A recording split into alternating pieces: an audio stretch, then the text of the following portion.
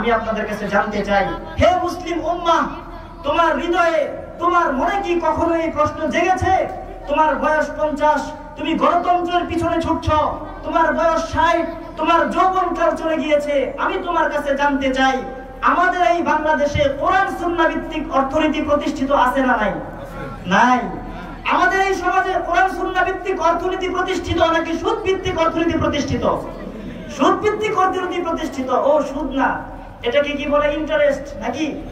আমি আপনাদের কাছে জানতে চাই, আমাদের এই সমাজে কোরআন সুন্নাহ ভিত্তিক শিক্ষা ব্যবস্থা প্রতিষ্ঠিত নাকি সেকুলার ধর্ম নিরপেক্ষ শিক্ষা ব্যবস্থা প্রতিষ্ঠিত? সেকুলার ধর্ম নিরপেক্ষ শিক্ষা ব্যবস্থা প্রতিষ্ঠিত। আমি আপনাদের কাছে জানতে চাই, আমার দেশের গ্রাম আদালত থেকে শুরু করে হাইকোর্ট, সুপ্রিম কোর্ট, প্রত্যেকটা আদালতে কোরআন সুন্নাহর বিধান দ্বারা বিচার করা হয় নাকি পশ্চিমাদের রেখে যাওয়া ব্রিটিশ প্রবর্তিত মানব রচিত তন্ত্র মন্ত্র মানুষের বানানো আইন দ্বারা বিচার করা হয়? মানুষের বানানো আইন দ্বারা বিচার করা হয়। মুহতারাম হাজিরিন, আমার আলোচনা শেষ। আমি আপনাদেরকে শুধু একটা মেসেজ দিতে চাই। আজকে আমাদের কত সমস্যা দেখেন, এই সমাজে কয়টা ফিতনা আপনি নির্মূল করবেন? আহলে কোরআন একটা সমস্যা, তারা হাদিসকে অস্বীকার করে। এই সমাজের মধ্যে কাদিয়ানি একটা সমস্যা, তারা আমার আপনার নবীকে শেষ নবী মানতে চায় না। এই সমাজে খ্রিস্টবাদ, এটা একটা সমস্যা, তারা আমার আপনার ভাই বোনদেরকে দাওয়াত দিয়ে খ্রিস্টান বানিয়ে ফেলছে। আমার আপনার সমাজে আরেকটা বড় সমস্যা হচ্ছে ভাগওয়ালা প্রেম। হিন্দুরা, উগ্র হিন্দুত্ববাদী ইসকনেরা আমার আপনার বোনদেরকে প্রেমের ফাঁদে ফালিয়ে তারা বেঈমান আর মুশরিক বানিয়ে ফেলছে। আমাদের সমাজের সমস্যা একটা নাকি অনেকগুলো? অনেকগুলো। এই হাজারো সমস্যার সমাধান কিভাবে হবে? আমাদের খুব সাম্প্রতিক সময়ের সবচেয়ে বড় যেই ক্ষত আমাদের দেহে, যেই ক্ষত এখনো জ্বলন্ত আমাদের দেহে থেকে এখনো রক্ত প্রবাহিত হচ্ছে, সেটা হচ্ছে তাবলীগের দুই গ্রুপের মধ্যে মারামারি। কি বলেন, ঠিক কিনা? নিজের চোখে দেখেছি। 2018 সালে আমি সাক্ষী ছিলাম টঙ্গীর মাঠে। আমরা ভাইরা মারামারি করেছি, আর প্রশাসনের লোকজন মুচকি হেসে সেই আগুনে ঘি ঢেলে আমাদের দুই ভাইয়ের দ্বন্দ্বকে তারা তাজা করে তুলেছিল। কি বলেন, কথা ঠিক কিনা? মুহতারাম হাজিরিন, এই যে তাবলীগের দুই ভাইয়ের মধ্যে দ্বন্দ্ব, আজকে লাল টুপি আর কালো টুপির দ্বন্দ্ব, আজকে হেফাজত আর জামাতের দ্বন্দ্ব, আজকে কওমি আর আলিয়ার দ্বন্দ্ব, এই যে শত বিভক্ত উম্মাহ, এই উম্মাতের হাজারো সমস্যার সমাধান কিভাবে হবে? একটা সমাধান যদি উম্মাহ করতে পারে, সব সমস্যার সমাধান হয়ে যাবে। আমি শেষ করে দিচ্ছি আমার কথা উদাহরণ দিয়ে। ধরেন আপনার এলাকায় একটা বৃদ্ধ মহিলা, তার স্বামী মারা গেছে। স্বামী মারা যাওয়ার পরে একটা মহিলার কত প্রয়োজন হয়। আপনি ভালো মানুষ, মহিলাটা অনেক দিনদার, আপনি মহিলাটার খেদমত করতেছেন, মহিলার বাজার সদাই করে দেন। এত ভিড়ের মধ্যে বাজার করা মহিলার পর্দা খেলাফ হবে। আপনি তারে হাসপাতালে নিয়ে যান, আপনি তাকে প্রাইভেট পরিবহনে যাওয়া আসার ব্যবস্থা করে দেন, যাতে পাবলিক পরিবহনে পড়লে তার পর্দা লঙ্ঘন না হয়। প্রত্যেকটা সমস্যায় আপনি তার পাশে ছুটে যান। আচ্ছা বলেন তো, এটা ভালো কাজ না মন্দ কাজ? এইটু সবাই বলেন, এটা ভালো কাজ না মন্দ কাজ? ভালো কাজ। মাশাআল্লাহ, আপনি খেদমত করতেছেন। বলেন তো, এই মহিলাটা যত বৃদ্ধ হবে তার প্রয়োজন বাড়বে না কমবে? বাড়বে। এই প্রয়োজন তত বাড়তে থাকবে, বয়স তার যত বাড়বে, আর আপনি তার খেদমত করতে করতে একটা সময় হাঁপিয়ে যাবেন, ক্লান্ত হয়ে যাবেন, আপনার আর ভালো লাগবে না, মহিলা চূড়ান্ত বিপদে পড়বে। কি বলেন, ঠিক কিনা? এটাও ভালো কাজ। কিন্তু আপনি যদি এই কাজটা করেন যে মহিলা যেহেতু এখনো অনেক বেশি বৃদ্ধ না, আমি কষ্ট করে একটা স্বামী খুঁজি, ভালো একটা স্বামী খুঁজে তাকে বিবাহের ব্যবস্থা করে দেই। একটা অনেক কষ্ট এটা। বিধবা মহিলার বিবাহ আমাদের সমাজে সহজ না কঠিন? কঠিন।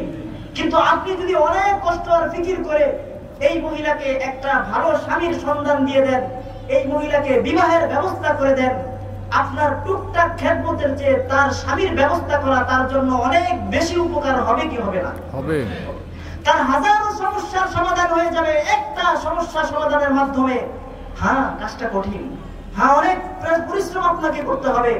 ঠিক মুহতারাম হাজিরিন, আজকে পুরা মুসলিম উম্মাহ নয় শুধু, আজকে গোটা মানবতার যে বিপর্যয়, আজকে ইনসাফ আর আদলের যে বিপর্যয়, গোটা দুনিয়াতে আজকে মানবাধিকার যেভাবে লঙ্ঘিত হচ্ছে, শিশুর অধিকার, নারীর অধিকার, মানবাধিকার যেভাবে লঙ্ঘিত হচ্ছে, সকল সমস্যার সমাধান মুসলিম উম্মাহ হাজারো ভাগে বিভক্ত, এই পুরো উম্মতকে এক ঐক্যবদ্ধ করার একমাত্র সমাধান হলো খোদার জমিনে খোদার দ্বীন কায়েম করে খিলাফত আলা মিনহাজিন নবুওয়া প্রতিষ্ঠা করা।